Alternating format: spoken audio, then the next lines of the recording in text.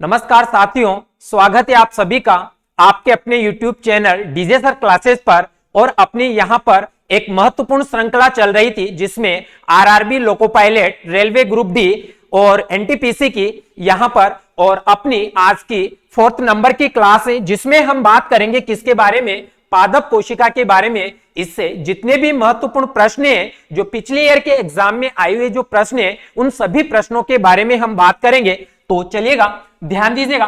पहला प्रश्न कौन सा होगा अपना, तो देखिएगा।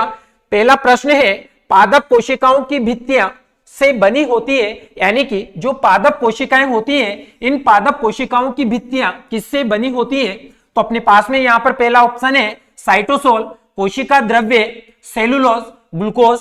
तो इसका जवाब दीजिएगा। 5 सेकेंड है आपके सामने, इसका जवाब दीजिएगा। चलिए, तो मैं बता देता हूं आपको, इसका करेक्ट आंसर होगा सेलुलोज। तो देखते हैं हम यहां पर कि जो सेलुलोज होता है ये किस में पाया जाता है। तो सबसे पहली बात ध्यान रखोगे आप यहां पर क्या कि सिर्फ और सिर्फ पादप कोशिकाओं की जब बात की जाती है तो पादप कोशिकाओं में पाया जाता है। और इसके महत्वपूर्ण बिंदु क्या है तो उनके बारे में हम डिस्कस करेंगे यहां पर नेक्स्ट स्लाइड पर। तो ध्यान दीजिएगा, कोशिका क्या होती है। कोशिका जीवन की सबसे छोटी कार्यात्मक व संरचनात्मक इकाई है जिसके अध्ययन को साइटोलॉजी कहा जाता है। तो ध्यान रखिएगा यहां पर कि सजीवों के शरीर की संरचनात्मक व क्रियात्मक इकाई किसको कहा जाता है, कोशिका को कहा जाता है। और कोशिका का जो अध्ययन होता है यानी कि जिस शाखा के अंतर्गत किया जाता है उसको साइटोलॉजी कहा जाता है, ध्यान रखिएगा। चलिए आगे देखते हैं, ध्यान रखोगे पादपों जंतुओं की कोशिकाओं की संरचना अलग अलग होती है जो पादपों को जंतुओं से भिन्न करती हैं। यानी कि यहाँ पर जो पादप है और जो जंतु है इन दोनों की जो स्ट्रक्चर होती है वह क्या होती है, अलग अलग होती है। इसी कारण से हम दोनों को क्या कर सकते हैं, अलग अलग कर सकते हैं। इसके अलावा यहाँ पर क्या है तो ध्यान रखोगे, इसमें देखो हम बात करें यहाँ पर किसकी, पादप की। तो ध्यान रखोगे कि कोशिका भित्ति केवल पादप कोशिका में पाई जाती है, ध्यान रखिएगा, ना कि जंतु कोशिका में। इसके अलावा यहाँ पर हाँ सबसे इंपॉर्टेंट प्रश्न बनता है यहाँ पर कि पादप कोशिकाओं की कोशिका भित्ति किसकी बनी होती है। तो ध्यान रखिएगा सेलुलोज की बनी होती है। यह कोशिका की सुरक्षा के साथ साथ उसके निश्चित आकार व आकृति को बनाए रखने में सहायक है। यानी कि जो कोशिका भित्ति होती है ये क्या कार्य करती है कि जो पादप कोशिकाएं होती है तो पादप कोशिकाओं का जो आकार व आकृति होती है उनको बनाए रखने में सहायक होती है, ध्यान रखोगे। इसके अलावा यहाँ पर क्या होती है, ये कोशिका झिल्ली के बाहर पाई जाती है। तो ध्यान रखिएगा, यहाँ पर हमने महत्वपूर्ण बिंदुओं के बारे में बात की है। चलिए तो फिर आगे बात करते हैं यहाँ पर। अगला प्रश्न अपना यहाँ पर, पौधों में कोशिका भित्ति का निर्माण करने वाले जटिल कार्बोहाइड्रेट को क्या कहा जाता है। देखो अभी अभी हमने बात की है किसकी, कोशिका भित्ति की। तो यहां पर भी ध्यान रखोगे इसका क्या जवाब होगा यहां पर। तो सबसे पहला ऑप्शन है माल्टोज, सेलुलोज, सुक्रोज, लैक्टोज। तो दीजिएगा इसका जवाब। चलिए इसका करेक्ट आंसर होगा यहां पर क्या, सेलुलोज। ध्यान रखिएगा अभी भी हमने बात की है सेलुलोज के बारे में, ठीक है। तो इसकी तो बात हम कर चुके हैं। प्रश्न को आगे बढ़ाते हैं हम यहां पर। हाँ नेक्स्ट प्रश्न अपने सामने यहां पर, कौन सा कोशिकांग प्रकाश संश्लेषण के दौरान प्रकाश ऊर्जा का उपयोग करता है। तो ऑप्शन ए है आपके सामने गोल्जी काय, बी माइटोकॉन्ड्रिया, सी राइबोसोम, डी हरित लवक। तो बताइएगा इसका करेक्ट आंसर क्या होगा। चलिए 5 सेकंड आपके सामने है, तो जवाब दीजिएगा इसका। 5 सेकंड है आपको। चलिए इसका करेक्ट आंसर होगा यहां पर क्या, हरित लवक। हरित लवक की और क्या कहानी है तो ध्यान दीजिएगा इसमें। देखो हम बात करें यहां पर किसके बारे में, हरित लवक के बारे में। तो ध्यान रखोगे कि हरित लवक प्रकाश संश्लेषण के दौरान प्रकाशिक ऊर्जा को रासायनिक ऊर्जा में बदलकर उपयोग करते हैं। तो ध्यान रखिएगा यहां पर क्या कि जो हरित लवक होता है ये प्रकाश संश्लेषण के दौरान क्या करता है कि जो प्रकाशिक ऊर्जा होती है इस प्रकाशिक ऊर्जा को किस में बदलता है, ये रासायनिक ऊर्जा में, ठीक है। और इनका हरा रंग क्लोरोफिल के कारण होता है। ध्यान रखोगे हरित लवक एक प्रकार का क्या है, कोशिकांग है जो पादप एवं शैवाल की कोशिका में पाए जाते हैं, ध्यान रखिएगा। और इसके अलावा यहाँ पर ये पौधों में भोजन निर्माण में सहायक होते हैं। यानी कौन सहायक होते हैं तो ध्यान रखिएगा क्लोरोप्लास्ट यानी कि हरित लवक भोजन निर्माण में सहायक होते हैं। इसके साथ साथ ही यहाँ पर कि इसी कारण हरित लवक को क्या कहा जाता है, कोशिका का रसोई घर कहा जाता है। तो भाई ध्यान रखिएगा कि खाना यानी कि जो भोजन है, भोजन का निर्माण किसके द्वारा किया जा रहा है, यहाँ पर हरित लवक के द्वारा। यानी कि जो हरित लवक है इसकी महत्वपूर्ण भूमिका होती है किसमें, भोजन के निर्माण में, इसलिए इसको क्या कहा जा रहा है, कोशिका का रसोई घर कहा जाता है, ध्यान रखिएगा। ठीक है, तो ये हरित लवक के बारे में महत्वपूर्ण जानकारी थी। अगला प्रश्न आपके सामने है, क्लोरोफिल में निम्न में से कौन सा तत्व उपस्थित होता है। यानी कि अभी हमने बात की है किसके बारे में, क्लोरोफिल, हाँ पर्णहरित, ध्यान रखिएगा। ठीक है, तो यहां पर ऑप्शन ए है आपके सामने aluminium, B calcium, C magnesium और डी आयरन। तो इसका जवाब दीजिए। तो चलिए मैं बता देता हूं आपको, यहां पर इसका करेक्ट आंसर होगा मैग्नीशियम। यानी कि जब मैग्नीशियम की बात की जाती है तो ध्यान रखोगे कि क्लोरोफिल में मैग्नीशियम तत्व उपस्थित होता है। हरी पत्तियों में क्लोरोफिल एक हरे रंग का क्या पाया जाता है, वर्णक पाया जाता है। क्लोरोफिल सूर्य के प्रकाश को अवशोषित करता है और ऊर्जा देता है। तो ध्यान रखिएगा कि यहां पर जो क्लोरोफिल नामक जो वर्णक होता है ये कहां पर पाया जाता है, तो पत्तियों में पाया जाता है, ध्यान रखिएगा। ठीक है, चलिए फिर आगे बढ़ते हैं यहां पर अगले प्रश्न पर। चलिए अगला प्रश्न क्या है यहां पर अपना, निम्नलिखित में से क्या केवल पादप कोशिकाओं में पाया जाता है। ध्यान रखिएगा सिर्फ और सिर्फ किसकी बात की जा रही है यहां पर, पादप कोशिकाओं की, कि पादप कोशिकाओं में क्या पाया जाता है। तो ध्यान रखोगे क्या गोल्जी काय पाया जाता है या फिर माइटोकॉन्ड्रिया, लवक, केंद्रक। तो बताइएगा इसका सही जवाब क्या होगा। चलिए 5 सेकंड मिल रहे हैं आपको, तो बताइएगा इसका जवाब क्या होगा। ऑप्शन आपके सामने है।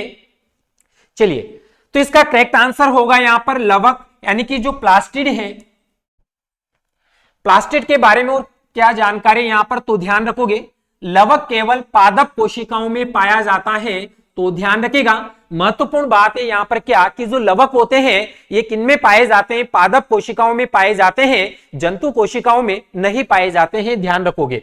और इसके अलावा यहां पर यह दोहरी झिल्ली से घिरी संरचना है जिसमें अपना डीएनए और राइबोसोम होता है। यानी कि इसका खुद का डीएनए और क्या प्रेजेंट होता है, इसमें राइबोसोम प्रेजेंट होता है, ध्यान रखोगे, जिसमें हाँ अपना डीएनए और राइबोसोम होता है, ध्यान रखोगे। ये 3 प्रकार का होता है। तो ध्यान रखोगे यहां पर किसकी बात की जा रही है, लवक की बात की जा रही है। यानी कि जो लवक होता है ये कितने प्रकार का होता है, तो 3 प्रकार का होता है। सबसे पहला प्रकार होगा इसमें क्या, क्लोरोप्लास्ट हरित लवक। तो ध्यान रखोगे यहां पर इसमें कि इसमें क्लोरोफिल हरा वर्णक होता है, क्या पाया जाता है, इसमें क्लोरोफिल पाया जाता है, जो क्या करता है, प्रकाश संश्लेषण में सहायक होता है, ध्यान रखोगे। दूसरा क्या होता है यहां पर, क्रोमोप्लास्ट होता है। तो ध्यान रखिएगा ये रंगीन लवक है, इसमें जेंथोफिल और केरोटीन लाल नारंगी रंग में वर्णक होते हैं। तो ध्यान रखिएगा आपसे प्रश्न पूछा जा सकता है कि जो क्रोमोप्लास्ट है ये क्या करता है, ये जो लवक होता है ये रंग प्रदान करने का कार्य करता है। और इसमें कौन कौन से वर्णक होते हैं, और तो जेंथोफिल और केरोटीन, ध्यान रखिएगा दोनों ही महत्वपूर्ण वर्णक है। हाँ, मिर्च या टमाटर के हरे से लाल रंग में परिवर्तन किसके माध्यम से, ध्यान रखोगे क्लोरोप्लास्ट के क्रोमोप्लास्ट में परिवर्तन के कारण होता है। यहां पर ध्यान रखोगे कि इससे मिर्च या टमाटर के हरे से लाल रंग में परिवर्तन किनके कारण होता है, तो ध्यान रखिएगा।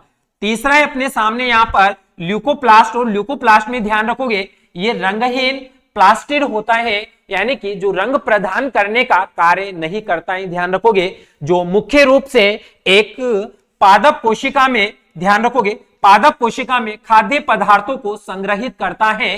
तो प्रश्न पूछ लिया जाता है कि जो वर्णक है कौन सा, तो ध्यान रखोगे ल्यूकोप्लास्ट जो वर्णक है ये क्या कार्य करता है। तो ध्यान रखिएगा यहां पर कि ये मुख्य रूप से क्या कार्य करता है, पादप कोशिकाओं में जो खाद्य पदार्थ होता है उनको संग्रहित करने का कार्य करता है। तो ध्यान रखिएगा ये महत्वपूर्ण जानकारी थी यहां पर किसके बारे में, लवक के बारे में। ठीक है, चलिए प्रश्न को फिर हम आगे बढ़ाते हैं। यहां पर अगला प्रश्न है अपना यहां पर, निम्नलिखित में से कौन सा वर्णक फलों और सब्जियों के रंगों के निर्धारण के लिए जिम्मेदार है। तो ध्यान रखिएगा कि जो फल होते हैं और जो सब्जियां हैं उनको कौन सा वर्णक रंग प्रदान करता है। तो अपने सामने यहाँ पर हीमोसाइनिन, मेरोसाइनिन, इंडोसाइनिन, एंथोसाइनिन, तो ध्यान रखिएगा इसका करेक्ट आंसर क्या होगा। तो ध्यान रखिएगा एंथोसाइनिन इसका करेक्ट आंसर होगा। और एंथोसाइनिन के बारे में और क्या महत्वपूर्ण जानकारी है, तो ध्यान रखोगे कि फलों और सब्जियों के रंगों का निर्धारण किसके द्वारा किया जाता है। एंथोसाइनिन वर्णक करता है। एंथोसाइनिन जामुन, प्याज, अनार, अंगूर, टमाटर, चोकोबेरी आदि में पाया जाता है। तो ध्यान रखिएगा कि एंथोसाइनिन जो वर्णक होता है ये किन किन में पाया जाता है, तो ध्यान रख लीजिएगा, ठीक है। इसके अलावा यहां पर हम बात करें किसकी, हीमोसाइनिन, तो ध्यान रखिएगा रक्त को नीला बनाता है जिसमें लोह के बजाय तांबा मौजूद है। फॉर एग्जाम्पल यहां पर देखें हम किन किन में, ऑक्टोपस, मकड़ियों, केकड़ों और बिच्छू में पाया जाता है। तो ध्यान रखिएगा हीमोसाइनिन नामक जो वर्णक होता है ये किन किन में पाया जाता है, तो इन सभी में पाया जाता है, ध्यान रखोगे।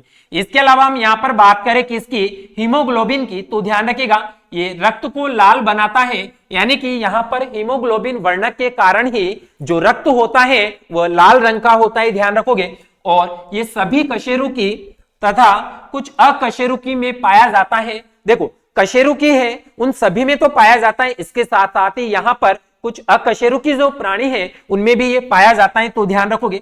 इसके अलावा यहाँ पर क्या है, हीमोइरेथ्रिन, ये रक्त को क्या करता है, गुलाबी करता है, तो ध्यान रखिएगा। ये यहां तक की जो कहानी थी अपनी इसके बारे में ध्यान रखिएगा। चलिए फिर प्रश्न को आगे बढ़ाते हम यहाँ पर। चलिए अगला प्रश्न क्या पूछा गया अपने से, पौधों में पाया जाने वाला नीला, बैंगनी या लाल फ्लेवोनोइड वर्णक किसकी उपस्थिति के कारण होता है। तो ध्यान रखोगे यहां पर एक बार फिर से प्रश्न को पढ़िएगा ध्यान से। प्रश्न क्या पूछा गया है कि पौधों में पाया जाने वाला नीला, बैंगनी या लाल फ्लेवोनोइड वर्णक किसकी उपस्थिति के कारण होता है। तो ऑप्शन ए है अपने सामने कैरोटीन, बी एंथोसाइनिन, सी जेंथोफिल, डी क्लोरोफिल। तो बताइएगा इसका करेक्ट आंसर क्या होगा। तो ध्यान रखिएगा is the correct answer anthocyanin. तो अभी अभी हमने बात की थी एंथोसाइनिन के बारे में, और क्या है इसके बारे में, तो ध्यान रखोगे कि पौधों में पाया जाने वाला नीला, बैंगनी या लाल फ्लेवोनोइड वर्णक एंथोसाइनिन की उपस्थिति के कारण होता है। किसकी उपस्थिति के कारण होता है, एंथोसाइनिन की उपस्थिति के कारण होता है, तो ध्यान रखिएगा। चलिए फिर आगे बढ़ते हैं यहां पर हम।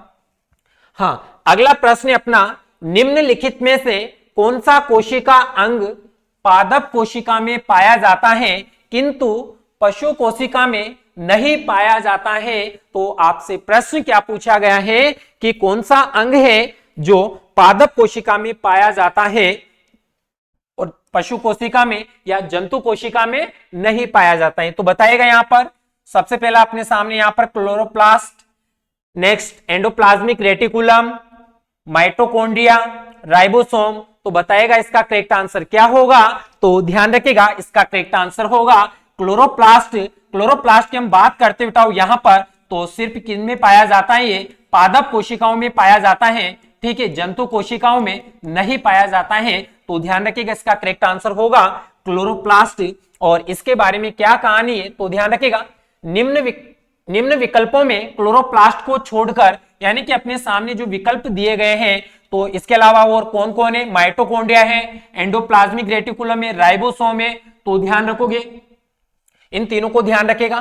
तो इनमें से क्लोरोप्लास्ट को छोड़कर अन्य सभी पशु कोशिका में पाए जाते हैं। क्लोरोप्लास्ट में हरे रंग का पर्णहरित या क्लोरोफिल उपस्थित होता है, जिस कारण पौधों के कुछ भाग व पत्तियां कैसी होती हैं, हरी दिखाई देती हैं। इसके द्वारा ही प्रकाश संश्लेषण की क्रिया होती है और कार्बोहाइड्रेट बनते हैं। तो ध्यान रखिएगा यहाँ पर कि जो महत्वपूर्ण भूमिका है वह किसकी है, क्लोरोफिल, यानी कि जो पर्णहरित है। ध्यान रखिएगा इसके बारे में। यहाँ पर जो पत्तियों का जो रंग होता है, रंग भी कौन प्रदान करता है, क्लोरोफिल, और इसकी महत्वपूर्ण भूमिका होती है बताओ किनमें, भोजन निर्माण। या हम बात करें यहाँ पर किसके बारे में कि जो प्रकाश संश्लेषण की जो प्रक्रिया होती है, इनमें क्लोरोफिल की महत्वपूर्ण भूमिका होती है। ध्यान रखिएगा। तो ये कहानी थी यहाँ पर किसके बारे में, क्लोरोप्लास्ट के बारे में। ध्यान रखना ठीक है, चलिए अगला प्रश्न अपना यहां पर, निम्नलिखित में से कौन सा घटक पत्तियों को हरा रंग प्रदान करता है? तो ध्यान रखिएगा, पत्तियों को कौन हरा रंग प्रदान करता है? पहला है अपने सामने यहां पर ऑप्शन पानी, बी नाइट्रोजन, सी क्लोरोफिल और डी है यूरिया। तो बताएगा इसका करेक्ट आंसर क्या होगा? तो ध्यान रखिएगा, करेक्ट आंसर होगा इसका क्लोरोफिल। और क्लोरोफिल की अभी भी हमने बात की है, और इसके अलावा यहां पर इसकी क्या महत्वपूर्ण जानकारी है तो ध्यान रखोगे। हाँ, इसकी बात कर चुके हम यहां पर क्लोरोफिल की। ठीक है, तो प्रश्न को हम आगे बढ़ाते हैं। चलिए अपना अगला प्रश्न यहां पर क्या कि उस वर्णक का नाम बताइए जिसकी वजह से पौधों का हरा रंग होता है। तो ध्यान रखना कि पौधों का हरा रंग किसके कारण होता है, तो उसका नाम बताना होगा आपको यहां पर। तो ऑप्शन है अपने सामने, कैरोटेनोइड, ठीक है, क्लोरोफिल, थायमिन, एक्टिन। तो बताएगा इसका करेक्ट आंसर क्या होगा? तो ध्यान रखिएगा, इसका करेक्ट आंसर होगा क्लोरोफिल। और क्लोरोफिल के बारे में अभी भी हमने बात की है, तो ध्यान रखिएगा कि इसकी महत्वपूर्ण भूमिका होती है किसमें? प्रकाश संश्लेषण की जो प्रक्रिया होती है उसमें। चलिए फिर आगे बढ़ते हम यहां पर। हाँ, इनकी बात कर चुके हैं हम। चलिए फिर आगे अगला प्रश्न। हाँ चलिए, तो आज के प्रश्न अपने यहीं तक थे। तो ध्यान रखिएगा, हमने जिन प्रश्नों के बारे में बात किए बताओ, तो ये बहुत ही महत्वपूर्ण प्रश्न है और पिछले एग्जाम में आ चुके हैं सभी प्रश्न। तो यहां पर आप जो भी students RRB, ALP, group D, ठीक है, इसके साथ ही एनटीपीसी की जो भी स्टूडेंट्स तैयारी कर रहे हैं, उन सभी के लिए ये प्रश्न महत्वपूर्ण रहने वाले हैं। तो अगर आप इस चैनल पर नए हो तो चैनल को सब्सक्राइब करें और वीडियो को लाइक करें और ज्यादा से ज्यादा स्टूडेंट्स तक इस वीडियो को पहुंचाइए ताकि वह इस क्लास का फायदा ले सके। और इसी के साथ में यहां पर ध्यान रखिएगा, एलपी और टेक्नीशियन के लिए यहां पर संपूर्ण ऑनलाइन कोर्स उपलब्ध है, जिसमें सीबीटी फर्स्ट और सीबीटी सेकंड का ऑनलाइन कोर्स उपलब्ध है, जो मात्र कितने रुपए में है? 1100 रुपए में। तो ध्यान रखिएगा, अगर आप डीजे सर क्लासेस के साथ एक अपनी अच्छी तैयारी करना चाहते हो और अपने सपनों को एक नई उड़ान देना चाहते हो, तो आज ही ज्वाइन कीजिएगा डीजे सर क्लासेस ऐप और अपने सपनों को एक नई उड़ान दीजिएगा। और ऐसी क्लासेस अगर आप देखना चाहते हो तो डीजे सर क्लासेस चैनल को सब्सक्राइब करें और वीडियो को ज्यादा से ज्यादा स्टूडेंट्स तक पहुंचाइए। मिलते हैं नेक्स्ट क्लास में, तब तक स्वस्थ रहिए, मस्त रहिए, व्यस्त रहिए। Thank you.